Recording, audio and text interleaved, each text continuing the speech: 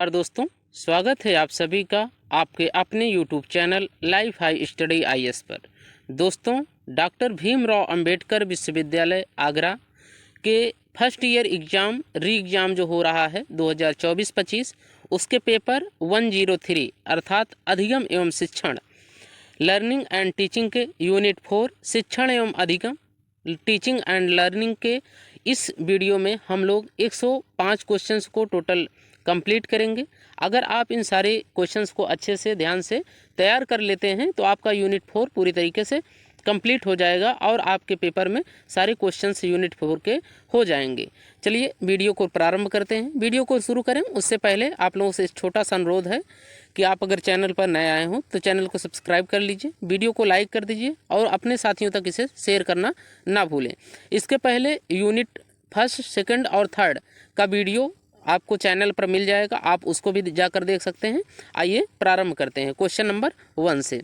अधिगम उस परिवर्तन को कहते हैं जो बालक में घटित होता है। ऑप्शन ए व्यवहार में, ऑप्शन बी व्यक्तित्व में, ऑप्शन सी संज्ञान में, ऑप्शन डी आवृत्ति में। तो इसका सही जवाब हो जाता है ऑप्शन ए व्यवहार में। अर्थात अधिगम उस परिवर्तन को कहा जाता है जो बालक के व्यवहार में परिवर्तन करे, उसे अधिगम कहा जाता है। क्वेश्चन नंबर 2 देखते हैं। शिक्षण की अवस्थाएं या चरण होती हैं। Option A 2, option B 3, option C 4, option D इनमें से कोई नहीं। तो इसका सही जवाब हो जाएगा ऑप्शन 3। तो शिक्षण की 3 अवस्थाएं या 3 चरण होते हैं। क्वेश्चन नंबर 3 देखते हैं। शिक्षण की अवस्था है। ऑप्शन ए पूर्ण तत्परता, ऑप्शन बी अंतःक्रियावस्था, ऑप्शन सी तत्परतावाद, ऑप्शन डी उपर्युक्त सभी। तो इसका सही जवाब हो जाएगा ऑप्शन डी उपर्युक्त सभी। अर्थात जो शिक्षण की 3 अवस्थाएं, इसके पहले हम लोग बताए थे 3 अवस्थाएं या 3 चरण, वो होती हैं पूर्व तत्परता, दूसरी होती है अंतःक्रियावस्था, तीसरी होती है तत्परतावाद।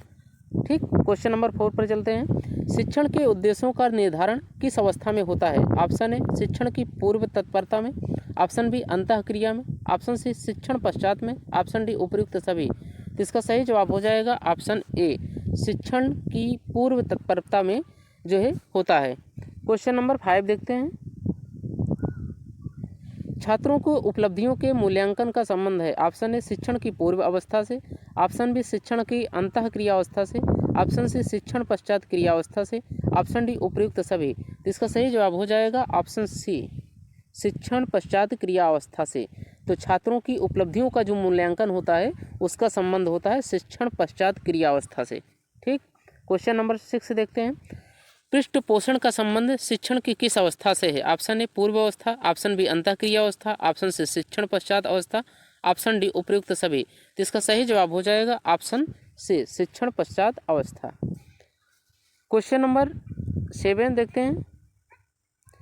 कक्षा की आकार की अनुभूति शिक्षण की किस अवस्था में की जाती है। ऑप्शन ए अंतःक्रिया अवस्था, ऑप्शन बी शिक्षण पश्चात, ऑप्शन से शिक्षण पूर्व अवस्था, ऑप्शन डी इनमें से कोई नहीं। तो इसका सही जवाब हो जाएगा ऑप्शन ए अंतःक्रिया अवस्था में जो है कक्षा की आकार की अनुभूति होती है। क्वेश्चन नंबर 8 देखते हैं। मूल्यांकन शिक्षण की किस अवस्था में की जाती है। ऑप्शन ए पूर्व अवस्था में, ऑप्शन बी पश्चात अवस्था में, ऑप्शन सी अंतःक्रिया अवस्था में, ऑप्शन डी उपर्युक्त सभी। तो इसका सही जवाब हो जाएगा ऑप्शन बी पश्चात अवस्था में जो है वो मूल्यांकन किया जाता है। Question number 9। व्यवहार आणविक न होकर सर्वांगिक घटना है। व्यवहार आणविक न होकर सर्वांगिक घटना है, यह किसने कहा है। Option A Skinner, option B Tolman, option C Pavlov, option D Guthrie. तो इसका सही जवाब हो जाएगा ऑप्शन बी टालमैन ने कहा है कि व्यवहार आणविक न होकर सर्वांगिक घटना है। क्वेश्चन नंबर 10 देखते हैं। क्रिया प्रसूत साहचर्य सिद्धांत मुख्य रूप से किसकी भूमिका पर बल देता है। ऑप्शन ए शिक्षा, ऑप्शन बी सीखने की सामग्री, ऑप्शन सी पुनर्बलन, ऑप्शन डी प्रतिपुष्टि। तो इसका सही जवाब हो जाएगा ऑप्शन सी पुनर्बलन। ठीक, क्वेश्चन नंबर 11। पुरस्कार की अधिगम में महत्वपूर्ण भूमिका है, यह मुख्य विशेषता किसकी है। ऑप्शन ए व्यवहारवाद की, ऑप्शन सी बी संज्ञानात्मक की, ऑप्शन सी वैज्ञानिक, ऑप्शन डी मानवतावादी। तो इसका सही जवाब हो जाएगा ऑप्शन ए व्यवहारवादी की। पुरस्कार की अधिगम में महत्वपूर्ण भूमिका है, यह जो विशेषता है वो व्यवहारवादी की है। क्वेश्चन नंबर 12 देखते हैं। एक प्रभावी अध्यापक वह है जो परिवर्तन लाता है। ऑप्शन बी परिवर्तन को दिशा देता है, ऑप्शन सी दूसरे व्यक्तियों को प्रेरणा देता है, ऑप्शन डी इनमें से कोई नहीं। तो इसका सही जवाब हो जाएगा ऑप्शन सी, दूसरे व्यक्तियों को जो प्रेरणा देता है वह एक प्रभावी अध्यापक होता है। क्वेश्चन नंबर 13, थॉर्नडाइक का कौन सा नियम स्किनर प्रतिमान क्रिया प्रसूत के सन्निकट है? ऑप्शन ए अभ्यास का नियम, ऑप्शन बी प्रभाव का नियम, ऑप्शन सी तत्परता का नियम, ऑप्शन डी इनमें से कोई नहीं। तो कोई इसका सही जवाब हो जाएगा ऑप्शन बी, प्रभाव का नियम जो है थॉर्नडाइक का प्रभाव नियम है वह स्किनर के प्रतिमान क्रिया प्रसूत के सन्निकट माना जाता है, अर्थात निकटवर्ती माना जाता है। क्वेश्चन नंबर 14, शिक्षण प्रक्रिया के प्रमुख पक्ष होते हैं? ऑप्शन ए पाठ्यक्रम, ऑप्शन बी कक्षा संप्रेषण, ऑप्शन सी ए और बी दोनों, ऑप्शन डी इनमें से कोई नहीं। तो इसका सही जवाब हो जाएगा ऑप्शन सी, ए और बी दोनों, अर्थात शिक्षण प्रक्रिया के जो पक्ष होते हैं वो पाठ्यवस्तु और कक्षा संप्रेषण दोनों होते हैं। क्वेश्चन नंबर 15, शिक्षण के चर हैं? ऑप्शन ए छात्र, ऑप्शन बी शिक्षक, ऑप्शन सी विषय वस्तु, ऑप्शन डी उपर्युक्त सभी। तो इसका सही जवाब हो जाएगा ऑप्शन डी, उपर्युक्त सभी, अर्थात शिक्षण के चर के रूप में छात्र, शिक्षक और विषय वस्तु या पाठ्यक्रम ये तीनों आते हैं। क्वेश्चन नंबर 16 देखते हैं, शिक्षण का संबंध है? ऑप्शन ए कला, ऑप्शन बी विज्ञान, ऑप्शन सी ए और बी दोनों, ऑप्शन डी इनमें से कोई नहीं। तो इसका सही जवाब हो जाएगा ऑप्शन सी, ए और बी दोनों, अर्थात शिक्षण का संबंध कला और विज्ञान दोनों से है। क्वेश्चन नंबर 17, शासन के अनुरूप शिक्षण का रूप है? शासन के अनुरूप शिक्षण का रूप है? ऑप्शन ए एक तांत्रिक, ऑप्शन बी प्रजातांत्रिक शिक्षण, ऑप्शन सी हस्तक्षेप रहित शिक्षण, ऑप्शन डी उपर्युक्त सभी। तो इसका सही जवाब हो जाएगा ऑप्शन डी, उपर्युक्त सभी, अर्थात शासन के अनुरूप शिक्षण का जो रूप है वह है एक तांत्रिक भी है, प्रजातांत्रिक शिक्षण भी है और हस्तक्षेप रहित शिक्षण भी है। क्वेश्चन नंबर 18, व्यवस्था की दृष्टि से शिक्षण के रूप हैं? ऑप्शन ए औपचारिक शिक्षण, ऑप्शन बी अनौपचारिक शिक्षण, ऑप्शन सी ए और बी दोनों, ऑप्शन डी इनमें से कोई नहीं। तो इसका सही जवाब हो जाएगा ऑप्शन सी, ए और बी दोनों, अर्थात व्यवस्था की दृष्टि से शिक्षण के जो रूप होते हैं वो औपचारिक और अनौपचारिक दोनों होते हैं। क्वेश्चन नंबर 19, शिक्षण संबंधी समस्त क्रियाओं को कितने भागों में बांटा गया है? Option A 2, option B 3, option C 4, option D 6। तो इसका सही जवाब हो जाएगा ऑप्शन बी 3। ठीक, शिक्षण संबंधी समस्त क्रियाओं को 3 भागों में बांटा गया है। क्वेश्चन नंबर 20 देखते हैं, शिक्षण की क्रियाओं को विभाजित किया जा सकता है? ऑप्शन ए प्रस्तुतिकरण में, ऑप्शन बी प्रदर्शन में, ऑप्शन सी कार्य करना, ऑप्शन डी उपर्युक्त सभी। तो इसका सही जवाब हो जाएगा ऑप्शन डी, उपर्युक्त सभी, अर्थात शिक्षण की क्रियाओं को विभाजित किया जा सकता है कितने भागों में? प्रस्तुतिकरण में भी, प्रदर्शन में भी और कार्य करना, ये तीनों भागों में विभाजित किया जा सकता है। क्वेश्चन नंबर 21, शिक्षण की प्रकृति है? तो इसका सही जवाब हो जाएगा ऑप्शन डी, उपर्युक्त सभी। जो शिक्षण की प्रकृति होती है वह होती है शिक्षण सउद्देश्य प्रक्रिया है, शिक्षण एक अंतः प्रक्रिया है, शिक्षण विकासात्मक प्रक्रिया है। ये तीनों ही शिक्षण की प्रकृति के अंतर्गत आते हैं। क्वेश्चन नंबर 22, शिक्षण एक द्विध्रुवीय प्रक्रिया है, किसने कहा है? इसका सही जवाब हो जाएगा ऑप्शन ए, एडम्स ने ही कहा है कि शिक्षण एक द्विध्रुवीय प्रक्रिया है। ये कथन किसका है? एडम्स का। क्वेश्चन नंबर 23 देखते हैं, शिक्षण एक त्रिध्रुवीय प्रक्रिया है, यह किसने कहा है? तो इसका सही जवाब हो जाएगा ऑप्शन बी, एडम्स ने ही यह भी कहा है कि शिक्षण एक त्रिध्रुवीय प्रक्रिया है। शिक्षण एक द्विध्रुवीय प्रक्रिया है, इसको भी एडम्स ने कहा है, और शिक्षण एक त्रिध्रुवीय प्रक्रिया है, इसको भी एडम्स ने कहा है। क्वेश्चन नंबर 24, ब्लूम के अनुसार शिक्षण के पक्ष हैं? इसका सही जवाब हो जाएगा ऑप्शन बी, 3। ब्लूम ने शिक्षण के 3 पक्षों को वर्णित किया है। क्वेश्चन नंबर 25, शिक्षण प्रक्रिया में शिक्षक चर है? ऑप्शन ए स्वतंत्र, ऑप्शन बी परतंत्र, ऑप्शन सी ए और बी दोनों, ऑप्शन डी इनमें से कोई नहीं। तो इसका सही जवाब हो जाएगा ऑप्शन ए, शिक्षक एक स्वतंत्र चर है। शिक्षण प्रक्रिया में शिक्षक एक स्वतंत्र चर है। क्वेश्चन नंबर 26, शिक्षण में छात्र चर है? इसका सही जवाब हो जाएगा ऑप्शन ए, आश्रित चर। शिक्षण में छात्र जो है वो आश्रित चर होता है, जबकि शिक्षक वो स्वतंत्र चर होता है। क्वेश्चन नंबर 27, शिक्षण में पाठ्यवस्तु तथा विधियाँ चर हैं? ऑप्शन, इसका सही जवाब हो जाएगा ऑप्शन सी, हस्तक्षेप चर। अर्थात जो पाठ्यवस्तु या पाठ्यक्रम या विषय वस्तु होती है वो शिक्षण विधि में जो चर के रूप में होती है वो हस्तक्षेप चर के रूप में होती है, जबकि स्वतंत्र चर के रूप में शिक्षक होता है और आश्रित चर के रूप में छात्र होता है। ठीक, क्वेश्चन नंबर 28 सॉरी प्रजातांत्रिक शिक्षण व्यवस्था में हित प्रमुख होता है, इसका सही जवाब हो जाएगा ऑप्शन ए। जो प्रजातांत्रिक शिक्षण व्यवस्था होता है उसमें छात्र के हित को प्रमुखता से केंद्र में रखा जाता है। क्वेश्चन नंबर 29, एक तंत्र की शासन शिक्षण व्यवस्था में हित प्रमुख हैं, इसका सही जवाब हो जाएगा ऑप्शन बी राज्य। ठीक, एक तंत्र की शासन शिक्षण व्यवस्था में जो हित होता है वो राज्य का होता है, इसका सही जवाब हो जाएगा option number B. Next question, question number 30, उत्तम शिक्षण की विशेषता है, तो इसका सही जवाब हो जाएगा ऑप्शन डी उपर्युक्त सभी। अर्थात उत्तम शिक्षण व्यवस्था के अंतर्गत शिक्षक की योग्यता, शिक्षण कुशलता और शिक्षक की उपलब्धियां ये तीनों आते हैं। क्वेश्चन नंबर 31, अनुभव एवं प्रशिक्षण द्वारा व्यवहार परिवर्तन को अधिगम कहते हैं, यह कथन किसका है, तो इसका सही जवाब हो जाएगा ऑप्शन ए। गेट्स ने ही कहा है कि अनुभव एवं प्रशिक्षण द्वारा व्यवहार परिवर्तन को अधिगम कहते हैं, यह कथन गेट्स का है। क्वेश्चन नंबर 32, अधिगम व्यवहार में उत्तरोत्तर सामंजस्य की प्रक्रिया है, किसने लिखा है, तो इसका सही जवाब हो जाएगा ऑप्शन ए स्किनर ने ही कहा कि अधिगम व्यवहार में उत्तरोत्तर सामंजस्य की प्रक्रिया है। अधिगम व्यवहार में उत्तरोत्तर सामंजस्य की प्रक्रिया है, यह कथन स्किनर का है।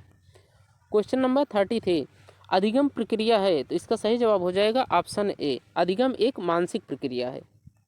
क्वेश्चन नंबर 34, सीखना है, तो इसका सही जवाब हो जाएगा ऑप्शन डी। इसका सही जवाब हो जाएगा ऑप्शन डी उपर्युक्त सभी। अर्थात सीखना एक सतत प्रक्रिया है, लक्ष्य केंद्रित प्रक्रिया है और उत्तरोत्तर सुधार की प्रक्रिया है। ठीक, क्वेश्चन नंबर 35, अधिगम है, तो इसका सही जवाब हो जाएगा ऑप्शन सी ए और बी दोनों। अर्थात अधिगम एक कला भी है और एक विज्ञान भी है। क्वेश्चन नंबर 36, अधिगम एक प्रक्रिया है, तो इसका सही जवाब हो जाएगा ऑप्शन बी। अधिगम एक जटिल प्रक्रिया है, न कि सरल प्रक्रिया है। क्वेश्चन नंबर 37, अधिगम है, इसका सही जवाब हो जाएगा ऑप्शन नंबर सी ए और बी दोनों। अर्थात अदा एवं प्रदा दोनों। ठीक, क्वेश्चन नंबर 38, अधिगम का प्रकार है, तो इसका सही जवाब हो जाएगा ऑप्शन सी ए और बी दोनों। अर्थात अधिगम सकारात्मक भी होता है और नकारात्मक भी। क्वेश्चन नंबर 39, जब तक बच्चा सीखता नहीं शिक्षक ने पढ़ाया नहीं, किसने कहा। जब तक बच्चा सीखता नहीं शिक्षक ने पढ़ाया नहीं, यह कथन किसका है, जिसका सही जवाब हो जाएगा ऑप्शन ए। किलपैट्रिक ने यह कथन दिया है कि जब तक बच्चा सीखता नहीं शिक्षक ने पढ़ाया नहीं, यह कथन किलपैट्रिक ने दिया था। क्वेश्चन नंबर 14, शिक्षण और अधिगम में वही संबंध है जो कि बेचने और खरीदने में है, तो यह कथन किसका है, तो इसका सही जवाब हो जाएगा ऑप्शन बी किलपैट्रिक का ही कथन है कि शिक्षण और अधिगम में वही संबंध है जो बेचने और खरीदने में है। क्वेश्चन नंबर 41, अधिगम में सहायक बाह्य प्रक्रम है, तो इसका सही जवाब हो जाएगा ऑप्शन डी। जो अधिगम में सहायक बाह्य प्रक्रम है वह तीनों हैं, शिक्षण, प्रशिक्षण और अनुदेशन। ठीक, क्वेश्चन नंबर 42, शिक्षण और अधिगम से संबंधित कितने तत्व होते हैं, तो इसका सही जवाब हो जाएगा ऑप्शन सी 4 प्रकार के। ठीक, क्वेश्चन नंबर 43, स्तर की दृष्टि से शिक्षण के कितने प्रकार हैं, इसका सही जवाब हो जाएगा ऑप्शन बी 3। स्तर की दृष्टि से जो शिक्षण के हैं वो 3 प्रकार होते हैं। क्वेश्चन नंबर 44, किस स्तर के शिक्षण में विचारहीनता पाई जाती है, तो इसका सही जवाब हो जाएगा ऑप्शन ए। जो स्मृति में है, जो स्मृति में शिक्षण होता है उसमें विचारहीनता पाई जाती है। क्वेश्चन नंबर 45, स्मृति स्तर का शिक्षण संबंध रखता है, इसका सही जवाब हो जाएगा ऑप्शन ए स्मरण से। स्मृति स्तर का शिक्षण जो होता है वह स्मरण से संबंध रखता है। क्वेश्चन नंबर 46,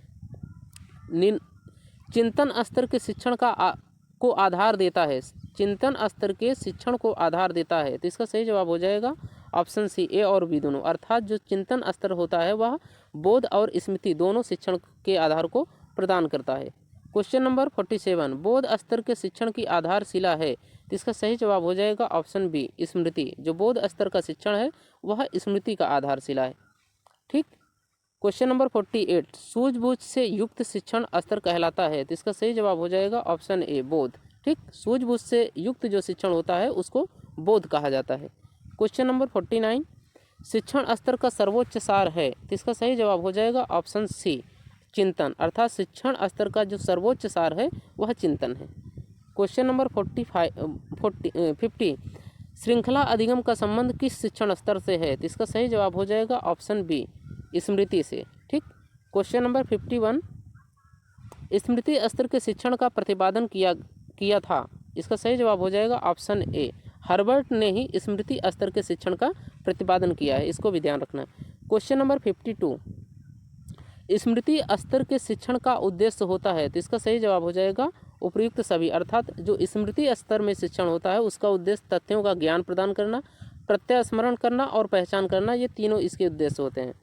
क्वेश्चन नंबर 53, स्मृति के शिक्षण में किस प्रकार की अनुक्रिया पर ध्यान दिया जाता है, तो इसका सही जवाब हो जाएगा ऑप्शन ए, यस और आर अनुक्रिया जो होती है वह इस प्रकार के स्मृति शिक्षण में उसका ध्यान दिया जाता है। क्वेश्चन नंबर 54, मॉरिसन के शिक्षण उपागम किस स्तर से संबंधित है, तो इसका सही जवाब हो जाएगा ऑप्शन बी, बोध। जो मॉरिसन का शिक्षण उपागम है वह बोध से संबंधित है। ठीक। क्वेश्चन नंबर 55, बोध स्तर के शिक्षण प्रतिमान को कहा जाता है, तो इसका सही जवाब हो जाएगा ऑप्शन डी, मॉरिसन का प्रतिमान। क्वेश्चन नंबर 56, चिंतन स्तर के शिक्षण हेतु पूर्व आवश्यकता होती है, तो इसका सही जवाब हो जाएगा ऑप्शन सी, ए और बी दोनों, अर्थात स्मृति स्तर का ज्ञान और बोध स्तर का ज्ञान। क्वेश्चन नंबर 57, स्किनर तथा थॉर्नडाइक ने अधिगम के लिए पुनर्बलन को माना, इसका सही जवाब हो जाएगा ऑप्शन ए, मूल घटक। जो स्किनर और थॉर्नडाइक है इन्होंने अधिगम के लिए जो पुनर्बलन के लिए जो मानक माना है वो मूल घटक को माना है। ठीक। क्वेश्चन नंबर 58, शिक्षण के चिंतन स्तर का प्रतिपादन किसने किया, तो इसका सही जवाब हो जाएगा ऑप्शन डी, इनमें से कोई नहीं। क्वेश्चन नंबर 59, विचार या तर्क की अभिव्यक्ति किस शिक्षण स्तर से संबंधित है, तो इसका सही जवाब हो जाएगा ऑप्शन सी, चिंतन से, अर्थात विचार एवं तर्क की अभिव्यक्ति जो है वो चिंतन शिक्षण के स्तर से संबंधित है। क्वेश्चन नंबर 60, छात्रों में सामान्यीकरण की क्षमता का विकास करना किससे संबंधित है, तो इसका सही जवाब हो जाएगा ऑप्शन ए, बोध से। क्वेश्चन नंबर 61, समस्या समाधान की क्षमता का विकास शिक्षण के किस स्तर से संबंधित है, तो इसका सही जवाब हो जाएगा सी, चिंतन से। क्वेश्चन नंबर 62, विश्लेषण, संश्लेषण तथा मूल्यांकन के उद्देश्यों का संबंध किस शिक्षण स्तर से है, तो इसका सही जवाब हो जाएगा ऑप्शन ए, चिंतन से। क्वेश्चन नंबर 63, चिंतन स्तर के प्रतिपादक हंट का पूरा नाम है, तो इसका सही जवाब हो जाएगा option C, Morris P Hunt. जो हंट का पूरा नाम है वो मॉरिस पी हंट है। क्वेश्चन नंबर 64, शिक्षण को नियंत्रित करते हैं, तो इसका सही जवाब हो जाएगा ऑप्शन सी, ए और बी दोनों, अर्थात शिक्षण के सिद्धांत और शिक्षण के सूत्र ये दोनों ही नियंत्रित करते हैं। क्वेश्चन नंबर 65, शिक्षण को प्रभावशाली बनाते हैं, तो इसका सही जवाब हो जाएगा ऑप्शन डी, उपयुक्त सभी, अर्थात शिक्षण को प्रभावशाली बनाने के कारक जो हैं वो शिक्षक का अनुकरण, अभ्यास और नवीन ज्ञान को पूर्व ज्ञान से जोड़ना, ये तीनों हैं। क्वेश्चन नंबर 66, छात्र अधिक सीखते हैं, तो इसका सही जवाब हो जाएगा उपयुक्त सभी, छात्र तब तक अधिक सीखेंगे जबकि ये तीनों प्रक्रिया रहेंगी, दंड की अपेक्षा प्रशंसा से, बाह्य की अपेक्षा आंतरिक अभिप्रेरणा से, श्रव्य की अपेक्षा दृश्य शिक्षण सामग्री से। जब जब ऐसी क्रियाओं को किया जाएगा तो जो छात्र हैं वो अधिक सीखेंगे, अधिक लर्निंग करेंगे। क्वेश्चन नंबर 67, छात्र सही अनुक्रिया से प्राप्त करते हैं, तो इसका सही जवाब हो जाएगा ऑप्शन डी, उपयुक्त सभी, पुनर्बलन, प्रतिपुष्टि और अभिप्रेरण ये तीनों ही जो है कि छात्र को सही अनुक्रिया प्राप्त कराते हैं। क्वेश्चन नंबर 68, शिक्षण के सामान्य सिद्धांत हैं, तो इसका सही जवाब हो जाएगा ऑप्शन डी, उपयुक्त सभी, अर्थात अनुकूलता का सिद्धांत, सक्रियता का सिद्धांत और निश्चित उद्देश्य का सिद्धांत। क्वेश्चन नंबर 69, शिक्षण के मनोवैज्ञानिक सिद्धांत हैं, तो इसका सही जवाब हो जाएगा ऑप्शन ए, अभ्यास का सिद्धांत। क्वेश्चन नंबर 70, शिक्षण सूत्र निम्न में से कौन सा है, इसका सही जवाब हो जाएगा ऑप्शन ए, प्रत्यक्ष से अप्रत्यक्ष की ओर जो है यह शिक्षण का सूत्र है, इसको ध्यान रखना है। बाकी ये स्वाधिगम का सिद्धांत और सक्रियता का सिद्धांत और चयन का सिद्धांत ये शिक्षण सूत्र नहीं है, इसको भी ध्यान रखना है। क्वेश्चन नंबर 71, निम्नलिखित में से कौन सा शिक्षण सूत्र से संबंधित नहीं है, इसका सही जवाब हो जाएगा ऑप्शन नंबर सी, अभिवृत्ति एवं अभ्यास। ठीक, ये शिक्षण सूत्र से संबंधित नहीं है, जबकि पूर्ण से अंश, विश्लेषण से संश्लेषण, मूर्त से अमूर्त ये सब शिक्षण सूत्र हैं। क्वेश्चन नंबर 72, निम्नलिखित में से सही शिक्षण सूत्र हैं, इसका सही जवाब हो जाएगा ऑप्शन सी, मूर्त से अमूर्त जो है ये शिक्षण सूत्र हैं, जबकि सरल से जटिल, विशिष्ट से सामान्य, अनुभूति से युक्त ये शिक्षण सूत्र नहीं। इसको भी ध्यान रखना है। क्वेश्चन नंबर 73, बाल केंद्रित शिक्षा का प्रचलन देन है, तो इसका सही जवाब हो जाएगा ऑप्शन ए मनोविज्ञान का। जो बाल केंद्रित शिक्षा है वह मनोविज्ञान की देन है, इसको ध्यान रखना है। क्वेश्चन नंबर 74, तत्परता का सिद्धांत किससे संबंधित है, तो इसका सही जवाब हो जाएगा ऑप्शन सी थॉर्नडाइक से। जो तत्परता का सिद्धांत है वो थॉर्नडाइक से संबंधित है। क्वेश्चन नंबर 75, प्रयोजन परक उद्देश्य शिक्षण आकस्मिक शिक्षण से सर्वदा उत्तम होता है, यह कथन किसका है, तो इसका सही जवाब हो जाएगा ऑप्शन ए वुडवर्थ का। यह कथन है कि प्रयोजन परक उद्देश्य शिक्षण आकस्मिक शिक्षण से सर्वदा उत्तम होता है। क्वेश्चन नंबर 76, शिक्षण अधिगम को निम्नलिखित घटक प्रभावित करते हैं, इसका सही जवाब हो जाएगा ऑप्शन डी उपयुक्त सभी। अर्थात जो शिक्षण अधिगम को प्रभावित करने वाले घटक हैं वो शिक्षण के सामान्य सिद्धांत, शिक्षण के मनोवैज्ञानिक सिद्धांत और शिक्षण सूत्र हैं। क्वेश्चन नंबर 77, आगमन से निगमन की ओर है, इसका सही जवाब हो जाएगा ऑप्शन ए शिक्षण सूत्र। आगमन से निगमन की ओर शिक्षण सूत्र है। क्वेश्चन नंबर 78, निम्न में से किसने कहा है कि कोई भी अधिगम का सिद्धांत अपने में पूर्ण नहीं है, तो इसका सही जवाब हो जाएगा ऑप्शन सी ए और बी दोनों। अर्थात विलियम एच बर्टन और N L Gage, William H Burton और एन एल गेज इन दोनों ने कहा है कि कोई भी अधिगम का सिद्धांत अपने में पूर्ण नहीं है। क्वेश्चन नंबर 79, शिक्षण में अधिक सफल हुए, इसका सही जवाब हो जाएगा ऑप्शन ए अधिगम के सिद्धांत। जो शिक्षण में सफलता का पैमाना है वह अधिगम के सिद्धांत सबसे ज़्यादा शिक्षण में सफल होते हैं, इसको ध्यान रखना है। क्वेश्चन नंबर 80, गैने की पुस्तक का नाम है, तो इसका सही जवाब हो जाएगा option A conditions of learning. जो गैने की पुस्तक का नाम है वह है conditions of learning. Question number 81, गैने ने अपनी पुस्तक अधिगम का वर्णन किया है, आप परिस्थितियाँ में कितनी अधिगम परिस्थितियों का वर्णन किया है, ठीक, तो इसका सही जवाब हो जाएगा ऑप्शन बी 8। क्वेश्चन नंबर 82, शिक्षण युक्तियों की दृष्टि से आई.के. डेविस ने कितने परिस्थितियों को महत्व दिया है, तो इसका सही जवाब हो जाएगा ऑप्शन सी 5।